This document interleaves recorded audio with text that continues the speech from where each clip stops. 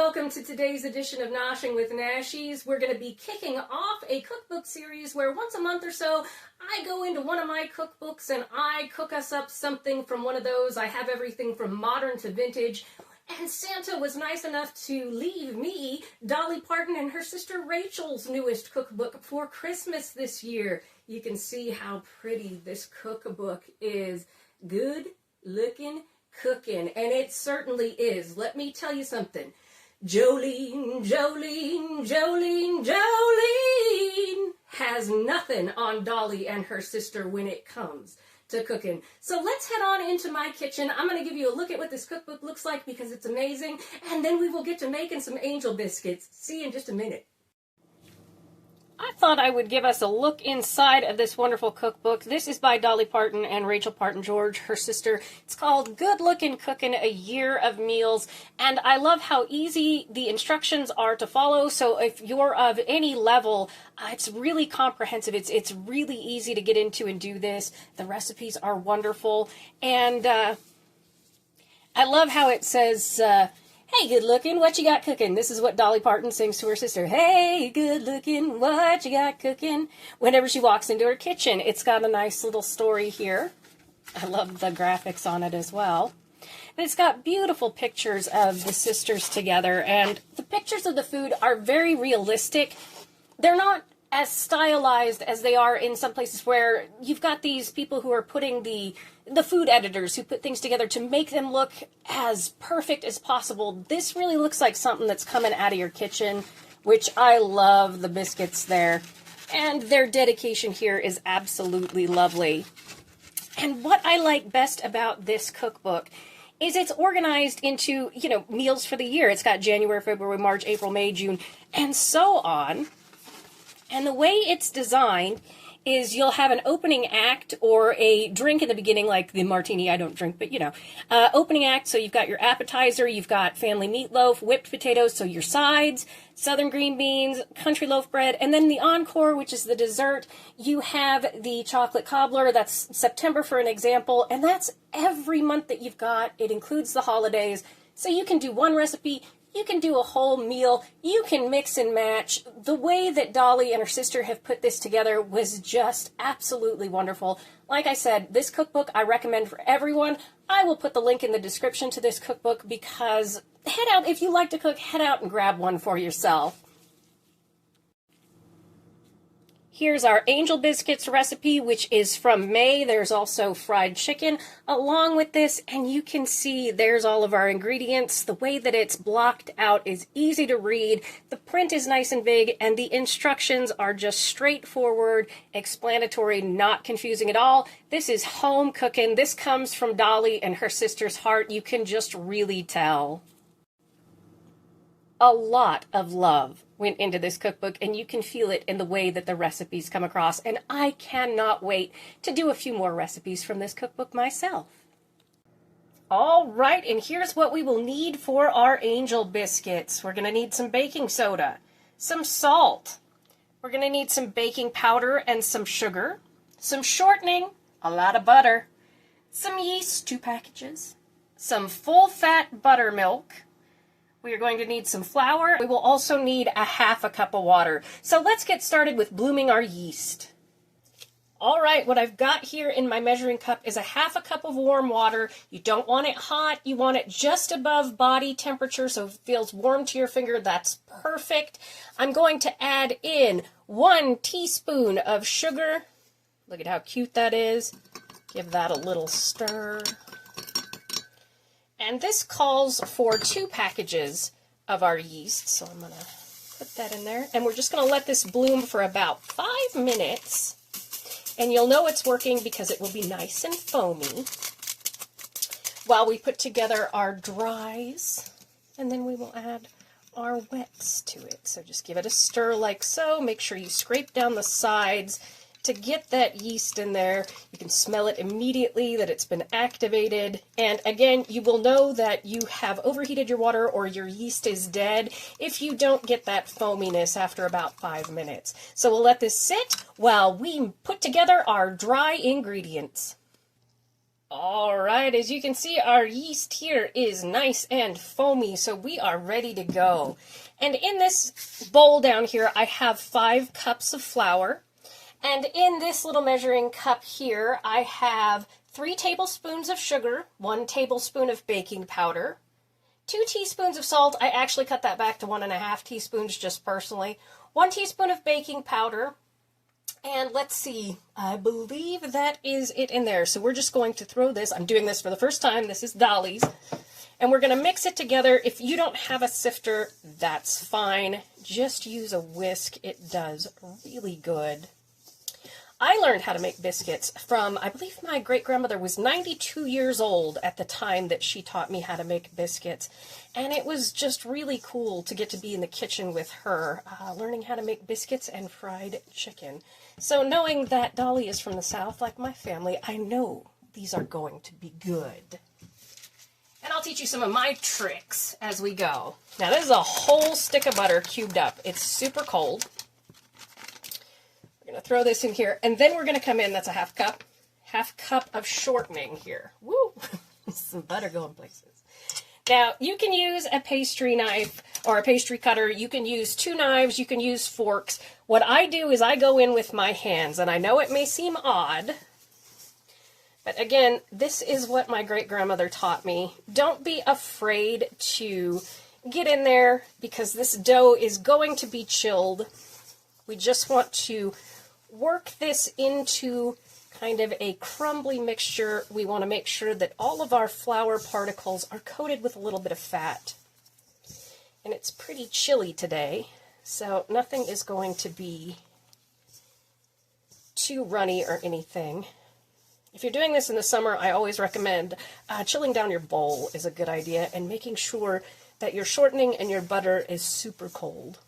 I'm also one of those people with super cold hands, so I like that this uses both butter and shortening. I haven't used shortening in a while. Crisco has these little individual packs, which makes it really nice. We just kind of want it to look like sand is basically what we're going for. And we will be refrigerating this for a couple of hours to rest, since it is a yeast mixture. And it's okay to have some bigger particles of your shortening and your butter because they will work in a little bit later on when we're doing the fold and pat to make them into flaky biscuits.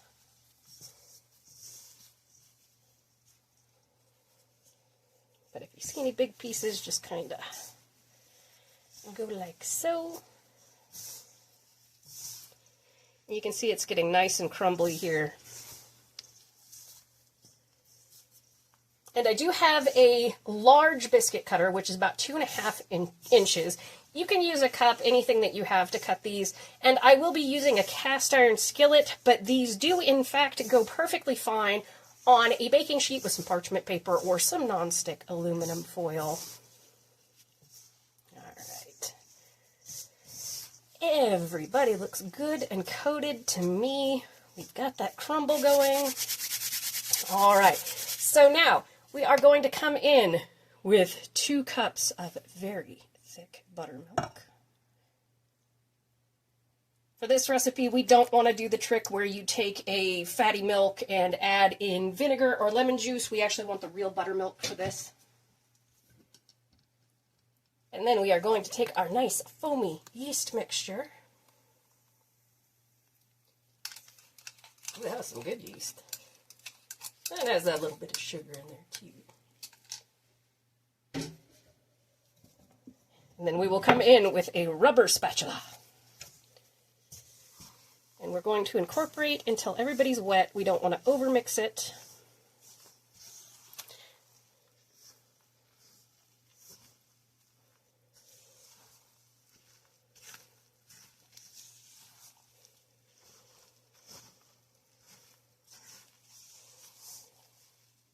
You do want to make sure everybody gets moist.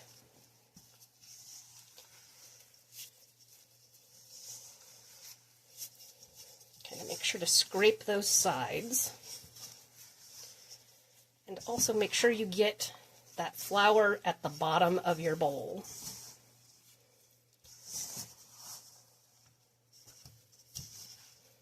Any dry patches will get incorporated when we are going to fold these out in a couple of hours here. So this looks good to me. You can see it's starting to stick together. I'm just kind of going to, no, we have a pocket. We have a pocket of dry. We do not want a pocket of dry. Though technically it'll be fine. Okay, so this looks good to me. I'm going to cover this up. I'm going to stick it in my fridge for 2 hours and let it chill out, and I will see you then. Oh, before sticking it in the fridge, I kind of put it in a little ball together so everybody's hanging out. Okay, now I'm going to stick it in the fridge. I'll see you in 2 hours. All right, I have liberally dusted our silicone mat here with some flour. It's been a couple of hours. You can see our beautiful biscuit dough here. And I do recommend getting you one of these silicone mats. They have them at like the Dollar Tree. It doesn't really matter since they don't go in the oven or anything like that. You don't have to worry about it being super high quality, but it will help you measure things, which is really nice. All right, with biscuit dough, what we're going to do is we're going to pat and fold. Just a few times, because this is, ooh, that was sneaky. This is how we get those beautiful flaky layers in our biscuits.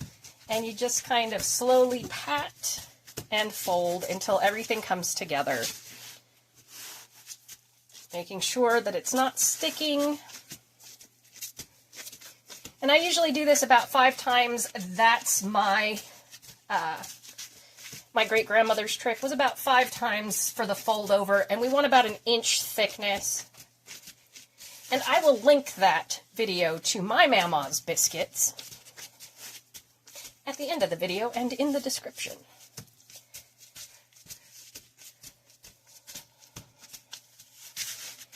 And we are going to be cutting these out. All right, I'm going to go ahead and start patting this out to about 1 inch thickness. And if there are leftover biscuits, depending on the size of your cast iron, that's how many it'll fit. But you can bake the extra ones on the sheet pan. That's perfectly fine. Or you can do it in a second batch from your skillet. But you can also take your leftover dough and store it in the fridge for a couple of days and make other biscuits. It's perfectly fine. She said you can refrigerate this when it's in this dough form, like before I'm patting this out. She said you can leave it, should be at least 2 hours, but up to 3 days. So this is definitely one of those prep ahead recipes, which is kind of cool.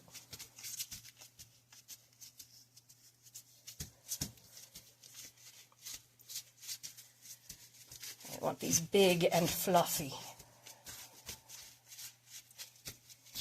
And if you don't have a biscuit cutter like I have, you can use a glass upside down, but don't twist. That's the trick to biscuits, don't twist.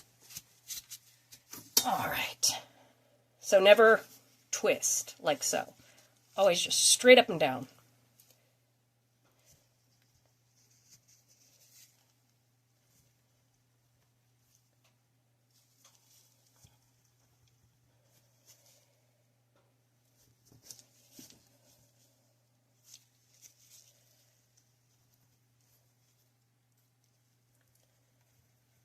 And then I'll bring my cast iron over and we'll see how everybody fits. Because I can take this dough here and pat it out again and make more biscuits. Like I said, you can store it in the refrigerator for biscuits later on if you want. And always do keep a little flour to the side just for all of this. Okay. And here is my trusty old cast iron skillet. This is probably from 1971. So it's pretty old. I have a cast iron shaped like corn that is over 100 years old, actually. I should use that in a video.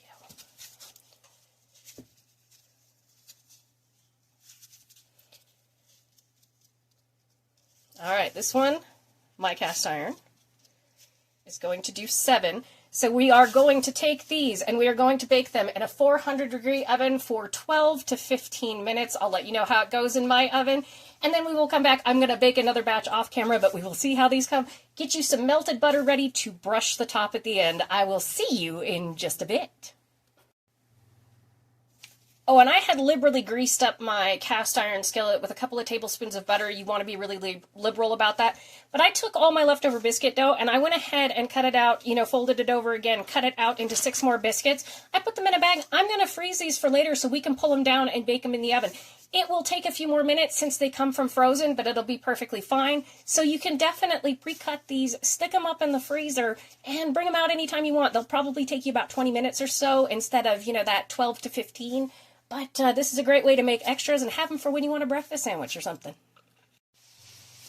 Oh my goodness, these are some of the most beautiful biscuits I have ever seen. But I knew Dolly would never lead us wrong with biscuits. These definitely get the poof because of that yeast. They smell amazing. They're huge. They're so high. I'll show you at the very end of the video exactly what that looks like. And it took 20 minutes to bake these.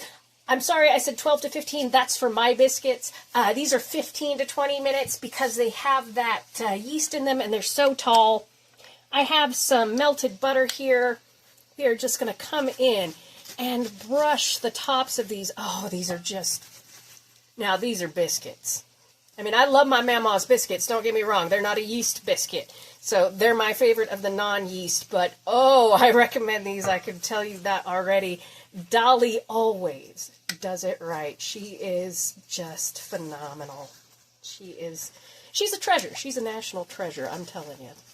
I'm going to let these cool down just a bit and take some pretty photos for our thumbnail here.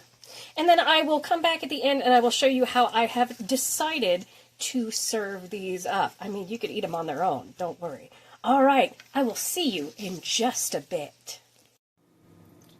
And here I wanted to show you the layers, how gorgeous these biscuits turned out. They are huge. If you're familiar with Hardee's in the South, their biscuits are huge. Yeah, these are like that. And I just served it up with some fried egg and a little bit of sausage. Come over here to the pan to show you how these come out. They are just absolutely gorgeous. 10 out, well, no, I would say 100 out of 10 from Nashi's on this recipe. I want to thank you all for joining me for today's edition of Noshing with Nashi's and this kickoff to our cookbook series, which I think is going to be an awful lot of fun. I will put links to my biscuit video here and also my newest video here. So thank you so much for joining me for today's edition of Noshing with Nashi's. If you've enjoyed, please like, comment, share, and subscribe. And do remember, if you come to a fork in the road, pick it up. Have a nosh with Nashi's. Bye.